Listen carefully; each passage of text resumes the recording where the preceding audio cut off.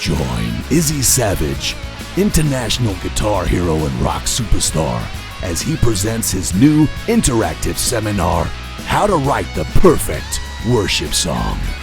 All right!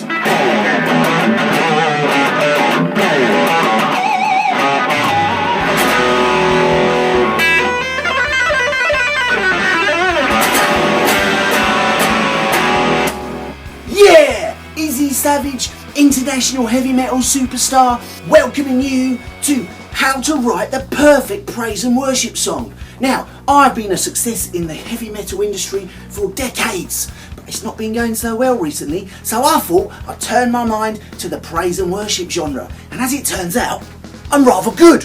So, this is me passing on my knowledge to you, the public, so you can write the praise and worship song that's going to change this generation, and maybe celebration in this nation with lots of jubilation. Let's go! Lesson 1. Firstly, you won't be needing this. Oh no, it's a bit rocking. See, for years men have been thinking when they go to church, they're fed up of singing their hearts out on the football stadiums and terraces. They want something a bit more touchy-feely. And I know just the thing. This is what's known as an acoustic guitar.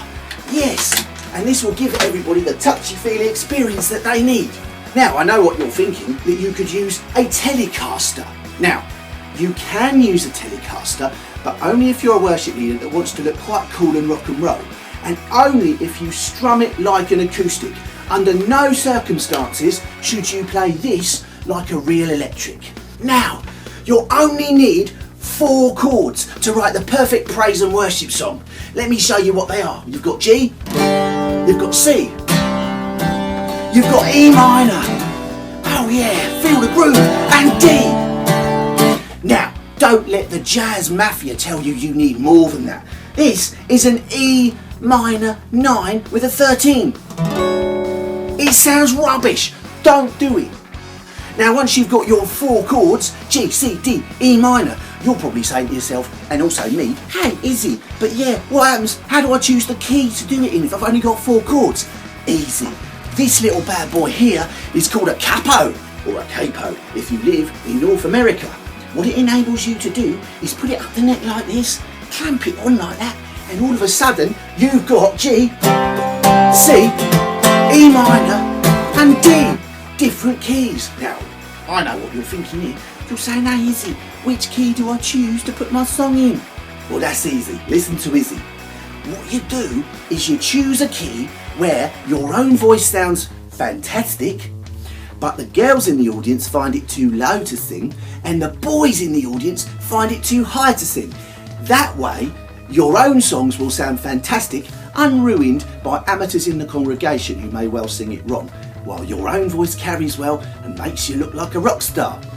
Alright, now the style of the music. We've already said you can only use G, C, D and E minor, and you've got to pitch it in the right key. But the style, yes, it's got to be touchy-feely for those men in the congregation that are fed up of singing like men on the football terraces. But what do you do? Where do you get your reference points from? I'll tell you. What you do is you look at the charts and you make sure that under no circumstances your worship music sounds like what the kids are listening to today. Instead, go back in time, maybe 3 years, and copy what was famous and big 3 years ago. So for instance, if you want to write a song called, say, Happy Day, and you want to make it sound like Mr. Brightside by the Killers, make sure you do it, yeah? But don't do it when the Killers is in the charts. Wait 3 years. Top tip. Okay, next lesson, the words. Now, first things first, I have been looking through a lot of these books, and there's a common theme emerging.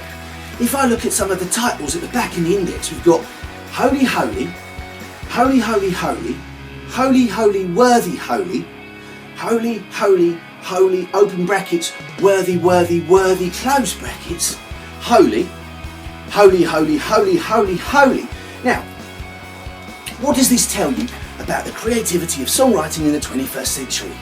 I'll tell you, it says people love worship songs with holy written in. So, let's write some more. Now, you've put loads of holy holies into your song and a few worthy worthies. If you're ever stuck, just stick at the end of the line, that is what you are. Okay, so you've got holy, holy, worthy, worthy. That is what you are. Easy. Next top tip. You want a few more words. So what you do is you get some worship cliches. I've written them out on a piece of paper here. And what I do is it's called the hat technique. I chuck them into my hat. Here we go. And then when I'm stuck for a word, I reach in and I go, what? I'm standing in this place again. I'm falling down on my knees. There's celebration in this nation, etc. And you go on like that, you put them all together, you've written a song. So, let's put it all together into a song. Here's one I wrote earlier for my new worship album, which is available in all good Christian bookshops now, and I put it all together. It's got the chords G, C, D, E minor. It's touchy-feely. It's a little bit out of date in terms of what's going on in the charts today, and it's got loads of holy holies and worthy worthies thrown in. Check it out.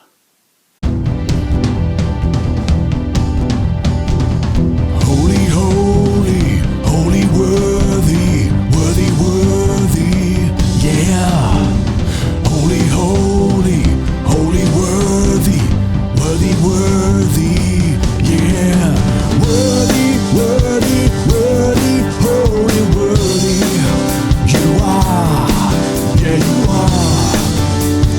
Worthy, worthy, worthy, holy, worthy, you are, yeah, you are. Alright, holy, holy, holy, worthy, worthy, worthy, yeah. Holy, holy, holy, worthy, worthy, worthy, yeah. Okay kids, final lesson, right? Sometimes you're going to get people in your church saying, hang about, I'm a bit fed up with all these songs, they all sound the same. What I miss is the hymns that I sang when I was younger. So, top tip, final one, what you do, if you want to write a new worship song and get it in the charts and all that, you make sure you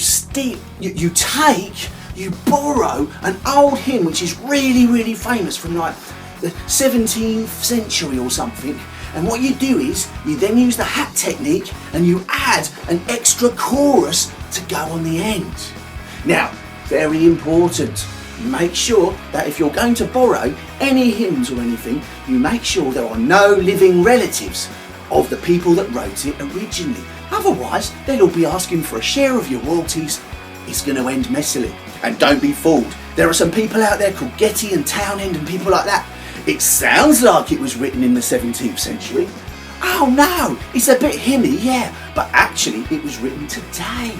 And if you nick some of their words, you'll end up on the wrong side of a court case. Believe me, I should know. Here's one I made earlier. I don't think anyone's borrowed this yet, so this one is copyright to me.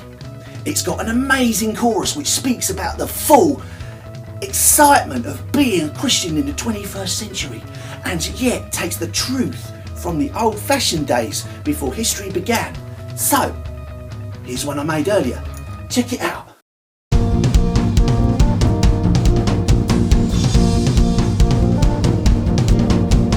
All things bright and beautiful, all creatures great and small, all things wise and wonderful, the Lord God made them all.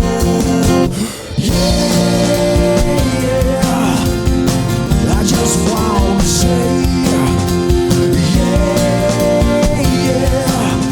I'm standing in this place again. Alright, all things bright and beautiful, all creatures. Well, that's all we got time for today on Izzy Savage Teaches You How to Write the Perfect Worship Song. So, try it all out, see how you go, and remember, keep it rocking.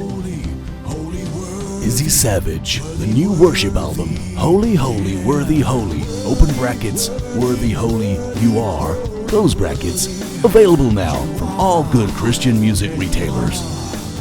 Yeah!